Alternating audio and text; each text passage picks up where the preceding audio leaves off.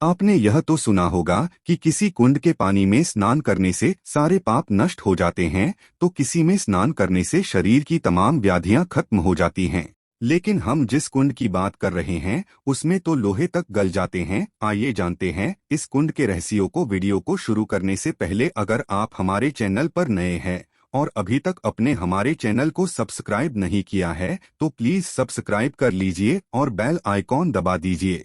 चलिए दोस्तों, वीडियो शुरू करते हैं। इस कुंड को लोहारगल कहते हैं। जी हाँ, इस कुंड को लेकर यह भी मान्यता है कि अगर यहाँ मृतक व्यक्ति की अस्थियां विसर्जित कर दी जाएं तो आत्मा को मुक्ति मिल जाती है। लोहारगल भारत के राजस्थान राज्य में शेखावाटी इलाके के झुंझुनू जिले से 70 किलोमीटर दूर आड़ावल पर्वत की घाटी में बसे उद्यपुरवाटी कस्बे से करीब 10 किलोमीटर की दूरी पर स्थित है। लोहारगल यानी कि वह स्थान जहाँ लोहा गल जाए। पुराणों में भी इस स्थान का जिक्र मिलता है। नवलगढ़ तहसील में स्थित इस तीर्थ लोहागलजी को स्थानीय अपभ्रंश भाषा में लोहागरजी कहा जाता है। महाभारत युद्ध समाप्ति के बाद पांडव जब अपने भाई बंधुओं और अन्य स्वजनों की हत्या करने के पाप से अत्यंत दुखी थे, तब भगवान श्री कृष्ण की सलाह पर वे पाप मुक्ति के लिए विभिन्न तीर्थ स्थलों के दर्शन करने के लिए गए। श्री कृष्ण ने उन्हें बताया था कि जिस तीर्थ में तुम्हारे हथियार पानी में गल जाएं वहीं तुम्हारा पाप मुक्ति का मनोरथ पूर्ण होगा। घूमते घूमते पांडव लोहारगल पहुंच गए और जैसे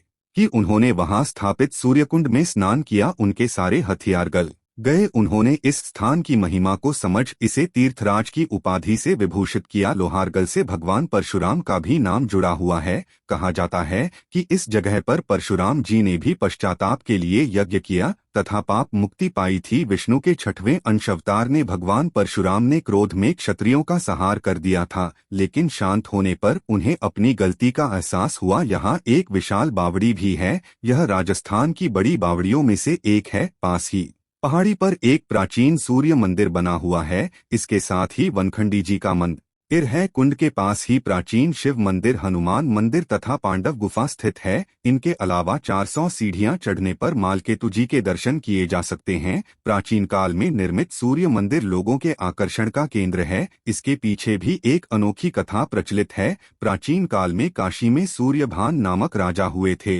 जिन्हें वृद्धावस्था में अपंग लड़की के रूप में एक संतान हुई। राजा ने भूत भविष्य के ज्ञाताओं को बुलाकर उसके पिछले जन्म के बारे में पूछा। तब विद्वानों ने बताया कि पूर्व के जन्म में वह लड़की मरकटी अर्थात बंदरिया थी, जो शिकारी के हाथों मारी गई थी। शिकारी उस मृत बंदरिया को एक बरगद के पेड़ पर लटका कर चला गया। क्योंकि बंदरिया का मांस अभक्ष्य होता है, हवा और धूप के कारण वह सूखकर लोहारगल धाम के जलकुंड में गिर गई, लेकिन उसका एक हाथ पेड़ पर रह गया, बाकी शरीर पवित्र जल में गिरने से वह कन्या के रूप में आपके यहाँ उत्पन्न हुई है। विद्वानों ने राजा से कहा, आप वहाँ पर जाकर उस हाथ को भी पवित्र जल में डाल दें तो इस बच्ची का अपंगत्व समाप्त हो जाएगा। राजा तुरंत लोहारगल आए तथा उस बरगद की शाखा से बंदरिया के हाथ को जलकुंड में डाल दिया, जिससे उनकी पुत्री का हाथ ठीक हो गया। राजा इस चमत्कार से अति प्रसन्न हुए। विद्वानों ने राजा को बताया कि यह क्षेत्र भगवान सूर्यदेव का स्थान है। उनकी सलाह पर ही राजा ने हजारों वर्ष पूर्व यहाँ पर सूर्य मंदिर व सूर्यकुंड का निर्माण करवाकर इस तीर्थ को भव्य रूप दिया। एक यह भी मान्यता है,